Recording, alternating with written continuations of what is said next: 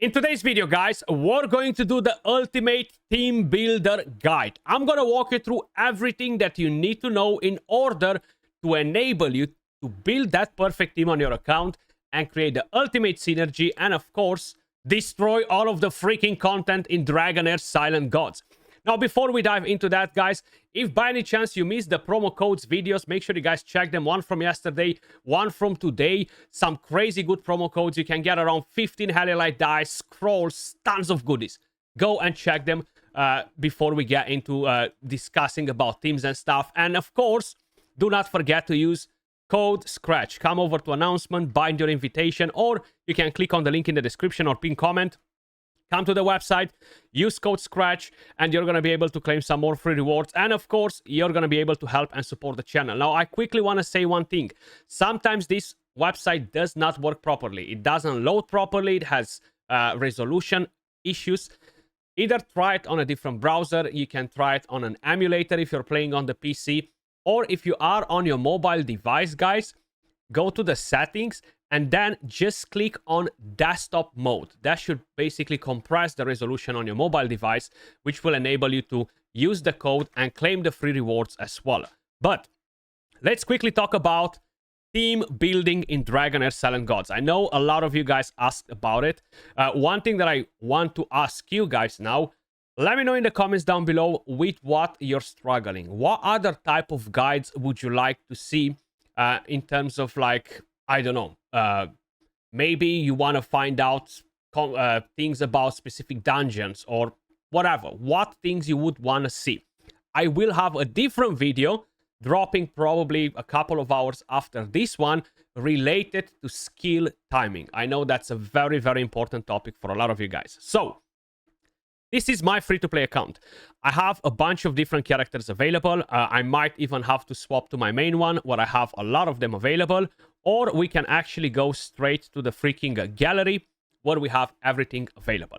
So, let's start with the very basic things. Things that every noob will know, pardon my French. Basically, you have 6 different elemental affinities in Dragonheir Silent Gods.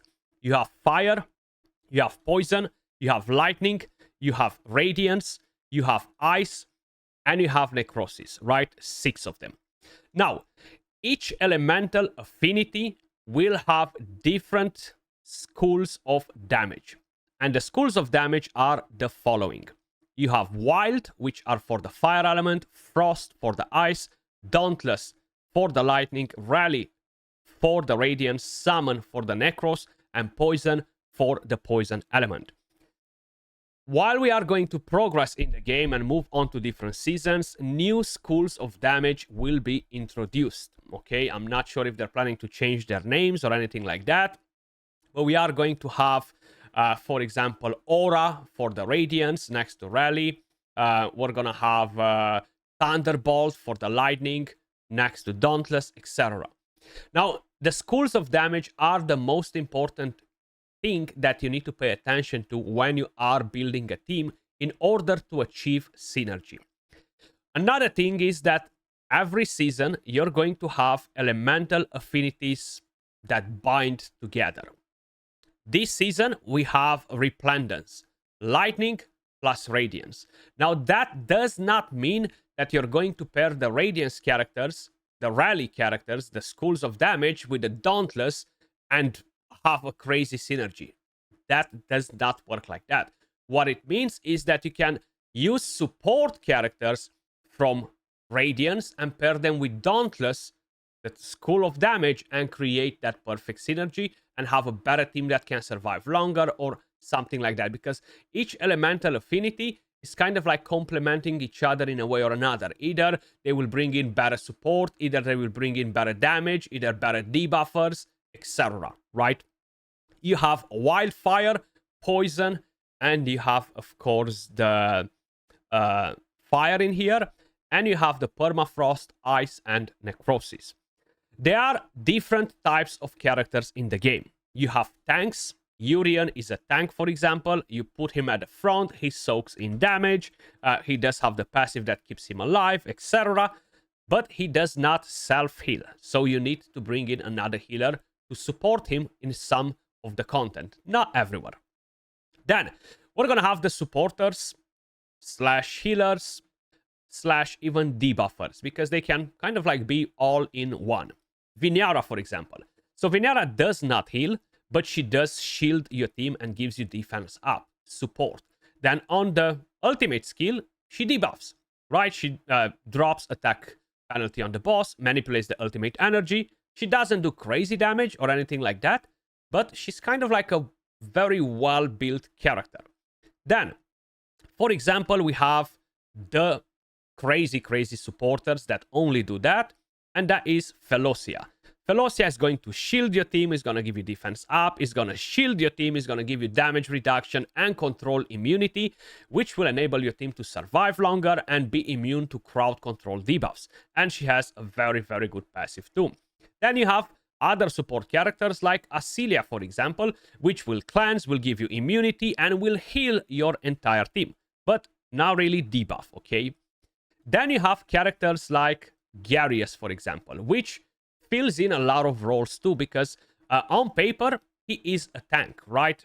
He soaks in damage, but he heals your team at the same time. So basically, this skill right here is a crazy heal, and he can sustain your team while he's tanking as well. Then the next thing that you have in are just purely debuffers. So you have Viola, for example. She brings crowd control, decrease attack. She brings more silence. So she's just purely a debuffer. Now, she can do a bit of damage, but she's not really the character that's going to deal the craziest damage. Now, she is under the banner of support characters because they're really kind of like splitting them in two sections. All of these characters that I've mentioned so far in Dragonheir come under the section of supporters, while the schools of damage come under the umbrella or banner of damage dealers, basically. When we are talking about damage dealers, so for example, we have Rava. He's a free character too. Rava, he is a damage dealer from the ice element. But one thing you will have to do is read a bit the skill description of the character to understand what each one of them does, okay? So Rava, while he does have a damage aura, a crit damage aura for all battles, for each enemy under frost, the hero gains attack up, then he applies frost with this skill, and then with this one, he applies even more frost. Now, he is what we call an enabler for this school of damage, for the frost, okay? So he will apply frost on the enemies, and then we're gonna have the actual damage dealers from this school of damage, but they are both under the same umbrella. You see, we have this frost damage dealer, and then we have Rowena. Rowena, she's not going to apply more or less nothing, okay? When attacking enemies under frost, ignores 20% of their defense. Deals blah damage to each enemy with a chance of inflicting frost with this skill. But this is irrelevant because we do not care about this part. All we care about is this part. Deals damage to enemies within range that are not inflicted with frost, okay? And if they are inflicted with frost, instead of dealing 560% damage, she deals 800% damage. So basically, when you're building your frost team, you have that synergy where you're bringing in Rava to apply frost, and then you have characters like Rowena that come after Rava and go after him and absolutely demolish the enemies because they just got enabled to do more damage because Rava applied frost on the enemies. And in a way or another, it works like this for every single school of damage, okay? If I would want to build a team with this school of damage, for example, let me just head on to dungeon. So let's just say we're going to Grave of Venom, where I'm actually using them. Now, in order to build that perfect team in here, I will need a tank, okay? Of course, you will need tanks in most battles, but in some of them, you will need to have more support, less support. You can bring in 3 damage dealers. Maybe you can bring in 4 damage dealers. So we're going to bring in a tank. We're going to bring in a healer to sustain the tank and heal the entire team. Thorin basically just heals and buffs, so he's a massive supporter. Then I will need a different character to support my tank furthermore, because Thorin's capabilities will not be able to keep up with the boss. I'm level 79 and I'm going versus a boss that's level 175. So I need that extra support. Later on, when I'm at maximum level with crazy gear, I won't need to have 3 support characters, a tank and 2 supporters, right? Then I have Vinyara. Vinyara will shield and give defense up with this battle skill to my tank, which will help him sustain more. Then she's going to put increased attack on the boss, which will reduce the damage that the boss deals to my team. And then I have my damage dealers. And I have Rava to activate my damage dealer. So Rava is going to do some damage, will apply frost, but he's built with accuracy. And then I have Rowena going in full damage, nuking the heck out of them. No accuracy. I do not care about her inflicting the frost. I care about these multipliers. So when we have frost, we're taking this team down. For example, if I'm moving on to my main account where I actually have more characters available, so I can actually move on to different schools of damage to kind of like make it a bit more easy to understand rather than go at the gallery. So I can actually put them in your face. Talking about Dauntless characters. Let's just say we want to go in the Temporal Vortex. Dauntless, Wild are the most powerful in here. And of course, Necrosis. So when I'm building my team for the boss, sometimes I might need 1 support character. Sometimes I might need 2 support characters. So in this team, even though he is not part of the same elemental affinity, I'm using Ogog. Now, this is not important at the moment because in my Psychicore, I only have a 3 hero elemental affinity bonus active at the moment. The attack, defense, attack, HP, and HP percentage. We're going to talk about the Psychicore in a second, right? Because that is pretty important too, and is related to this. Once we are going to level up that Psychicore, that's when you want to bring in a 5-man elemental affinity team to get that bonus damage, because it's going to be a massive difference. But right here, Dauntless. So these characters, for example, this school of damage, all of their skills or most of their skills will count as a basic attack and is guaranteed to be cast. So basic attack, this counts as a basic attack, is all about them spraying their skills. And you have characters like Ivelios. Ivelios' passive says this: when an ally launches a basic attack, the hero has a 10% chance of launching a following attack. So the synergy for the Dauntless team is the fact that they're all using basic attacks.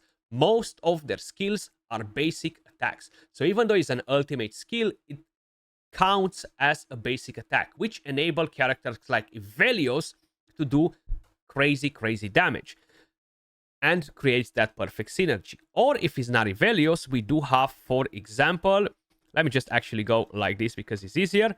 We have him, Shaltar. He has a passive. Basic attacks have a chance of releasing lightning chase to deal damage to enemies.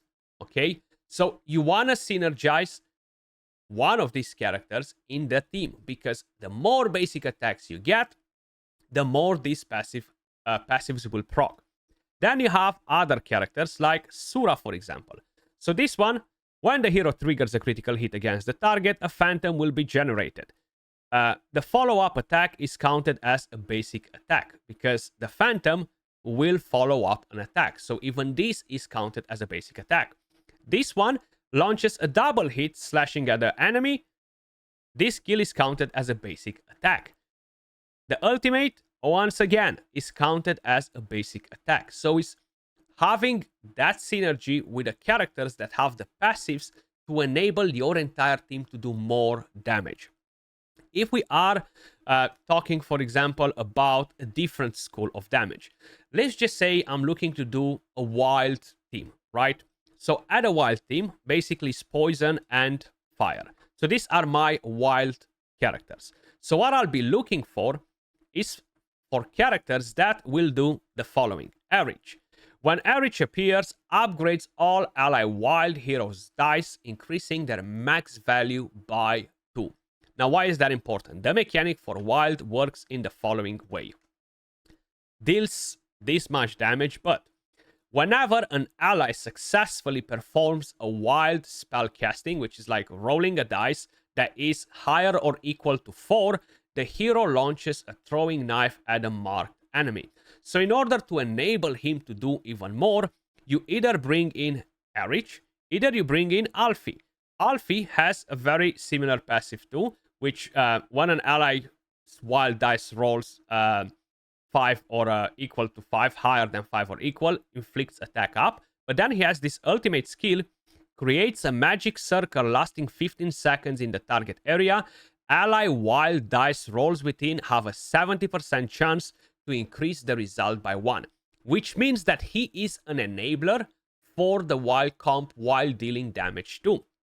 And you want to have these enablers in every school of damage. For the previous school of damage, the Dauntless, we had as the enablers Shalta or Ivelios, right? They enable the other ones to basically... They enable the other ones that enable their passives. I was just trying to see how to say that, basically, right? But enablers are very, very important. It's not going to be good for me if I'm just doing a team like this. So we have these, and these. So basically, she does the following, right? She just rolls the dice. Now, shoots 3 extra beams when a wild dice rolls 5. Or equal to 5 or higher. So if the RNG is not going to be as good because it's a 6-sided die, okay? So you can roll 1, 2, 3, 4, okay? So if you're constantly hitting 1, 2, 3, 4, her skill is not going to be fully activated, right? His skill is not going to be fully activated because you need 4 equal to 4 or higher. Then his skill is not going to be activated to full potential, or this one might actually be. Actually, no, when the passive is not going to be properly activated. The skills are, but not the passive. So that's why it's extremely important to read a bit the skill description, see which one will enable your other characters from this school of damage to deal more damage. But if you are going to do this, for example, so in this season, as I've mentioned, we have wildfire, poison, and fire, right? So if I'm going to do a team like this, okay, this is going to be a trash team. And this is going to be a trash team for every elemental affinity. It does not matter how they pair. These are 2 different schools of damage trying to basically do magic, but they cannot because either they're lacking enablers, either they're lacking something in the team that will just not allow them to reach that full potential for a team. And this is the same for every single school of damage that we have in the game. So you want to have those activators. For example, if we go to Rally.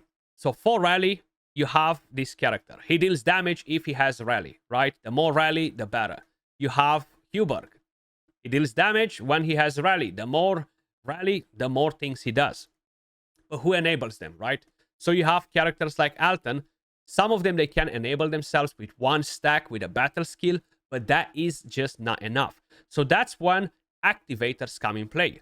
Lorantil, the best rally activator. Look at all of the buffs that you're getting. Creates a domain for 15 seconds. When allies consume rally through ultimate skills within the domain, recharges their ultimate energy by 25%. And if he has 1 stack, he gives crit rate. 2 stacks, he gives the skill effect to 40% instead of 30%. And then at 3 stacks, he gives crit damage to everybody. But he enables that domain where everybody is getting rally, okay? That is the main thing that you need to know when you're building teams. He's the enabler, he's the damage dealer, he's the damage dealer, he's the enabler, right? Or we can do the following. He's the damage dealer, he's enabler / damage dealer, and then you have another enabler right there, okay? So that enables him to do damage. That is the most important thing you need to know when you are building a team. I haven't talked about summoners. Same thing goes right here. You have Centralia. Centralia will select the allied undead creature with the highest attack and performs a duplicate. So it will duplicate the best summoned unit on the field. But she does not summon, okay? So you need to bring somebody else that summons. She summons, for example. So she's going to summon a Shadow Demon. So Centralia will duplicate that Shadow Demons, and you're going to have 2 instead of 1. Then you have other characters like him, for example, that will basically increase all of the damage for the summoned units that your allies are bringing in the fight. Okay, so he is basically a support / damage dealer enabler for the summoners. She's an enabler because she does not summon. She's the summoner. So right there, I'm making that synergy. Then you have the exclusive Lelwanis.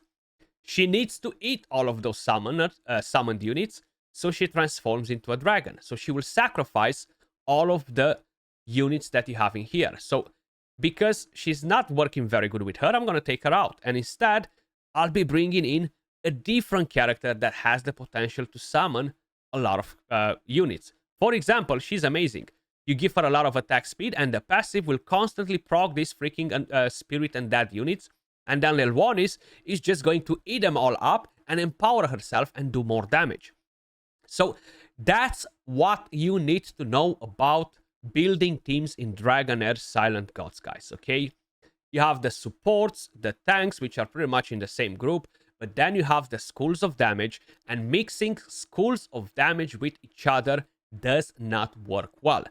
Now, do not misunderstand what I'm saying, okay? Because you can actually go, for example, in dungeons or any different content and do the following thing. So I'm going to bring in, for example, I don't want the Dauntless in here, right? I already have my School of Damage, right? I have Vitar and I have Losenia. But if I need a character to apply defense down from a different element, let's just say we do not have Oresh, even though it's free, I can bring her in. Now, she's from the light element, okay? From the lightning element. But she's a supporter, right? So she's going to debuff. So I can give her Witch's Remains, apply defense down, and the other 2 will do the damage, okay? The main thing is get this elemental affinity to 3 men once you unlock the Psychicore, and then you have room to play with 2 characters around, okay? You can just do what you want with 2 more. As long as you have the 3 elemental affinity, you have your School of Damage, these 2 for me. I have the tank or whatever else, another damage dealer could work in there too. And then with the other 2, can be whatever. Support, tanks, debuffers, whatever you need in the team to enable you to defeat the content. That being said, the final thing that I want to mention is related to the Psychicore. So right here, guys, you have the elemental affinity, okay? This is like a mastery tree, but you're going to be able to fill up the entire thing. When you are working on this one, the most important things that you are doing is to prioritize the elemental affinity for the characters / teams that you're playing on your account. You don't have to go and do everything. So I'm doing everything right now because I'm preparing on this column. I'm preparing for Flora. I'm preparing to move on to a wild team for the Temporal Vortex, which means that moving forward from the 3rd tree to the 4th, I'm not going to do everything. I'm not going to do Resplendence accuracy up. I'm not going to do the Resistance. I'm going to start with Wildfire accuracy up. Now, if the game requires me to do 10 levels, I'm going to do the next one probably for the Permafrost, because I'm using more Necro and Ice this season. Then, right here, you unlock the 5-man Elemental Affinity team. Once you get to this point right here, guys, that's one is extremely crucial, at least for content like the Temporal Vortex, content where you're trying to put in a crazy good score because you're competing for a leaderboard or you just want to get a better score. to use the 5-man elemental affinity team, because the elemental damage dealt by that school of damage slash team is going to increase by 20%, which is huge. Then, when you're moving to the other two parts, part 6 and 7, start and go to the one that will basically boost your damage even more. So you can get 20% more from here, okay? Actually, it can go all the way up to 25% rather than 20. So you get that done, okay? Then you can go for damage reduction for the same elemental affinity. And then right here, pick your elemental affinity that you're running the most. Do not complete everything on a tree and move to the next one after, okay? I am doing it up to the 3rd tree. Then right here, I'm going to pick what I use the most, or what I'm going to use the most, because at the moment I'm not. Wildfire, right? Then you need 20 levels on the previous stage, which means that I have to do 1, 2, and 3. So I need to get the accuracy for all of them, and I'll probably get the resistance for one that is making more sense to me, right? Depending on what teams I'm using the most that require that resistance. But that was all for this video. Hopefully you found it helpful. Hopefully you understand how to build a team and the perfect synergy in Dragonheir Silent Gods. There's really no other secret to it, except that you do need to read the skills to make the difference in between an enabler and a damage dealer, to make sure that you are bringing them in the same team to make that perfect synergy. If you enjoyed the content, do me a favor, smash a like, subscribe to the channel for more guides, tips and tricks, news, promo codes, and everything else related to this freaking game. And make sure you use code Skratch right here at the announcement, because that will give you some free rewards and you're gonna get to help and support the channel. That was all for this one. I will catch you all in the next one. Peace.